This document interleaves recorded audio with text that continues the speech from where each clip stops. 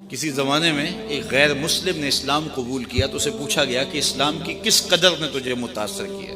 تو وہ بولا کہ سیرت کا صرف ایک واقعہ میری ہدایت کا سبب بن گیا۔ کیا ہوا؟ کہا مجلس رسول صلی اللہ علیہ وسلم لگی تھی، لوگوں کا ہجوم تھا۔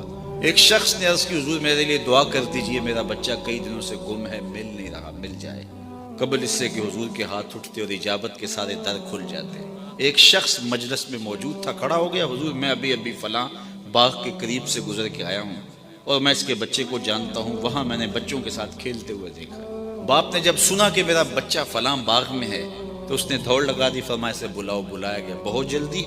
جی حضور آپ جانتے ہیں ایک باپ کے جذبات کیا ہوتے ہیں۔ کہا اچھی طرح آگاہ ہوں، لیکن تمہیں بلایا ہے تو بلانے کا بھی ایک مقصد تھا۔ جی حضور ارشاد فرمائیے۔ فرمایا جب باغ جاؤ بچوں کے ساتھ اپنے بچے کو کھیلتا ہوا دیکھ لو تو بیٹا بیٹا کہہ کے آوازیں نہ دینے لگ جانا، جو نام رکھا ہے اس نام سے پکار۔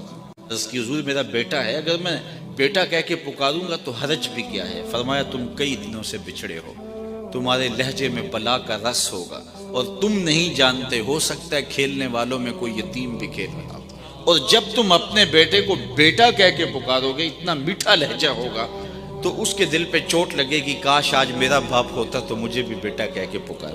کہا یہ شوق گھر جا کے پورا کر دیتا، کوئی لاؤ تو صحیح کائنات میں ایسا۔ بیوہ کے سامنے اپنی بیوی سے پیار کرنے سے روکا گیا ہے، یہ شریعت بیضا کا مزاج ہے۔ غریب کے سامنے اپنی دولت کی نمائش کرنے سے منع کیا گیا ہے، بلکہ میرے حضور نے یہاں تک فرمایا اپنے گوشت کی خوشبو سے غریب ہمسائے کو تکلیف نہ دو، یا تو تھوڑا سا پانی زیادہ ڈال لو اور شوربے کی ایک پیالی ہمسایوں کے گھر بھی بھیج دو، اور اگر ایسا نہیں کر سکتے تو ایسے زاویے میں کھانا پکاؤ کہ اس کے بچوں تک مہک نہ پہنچے۔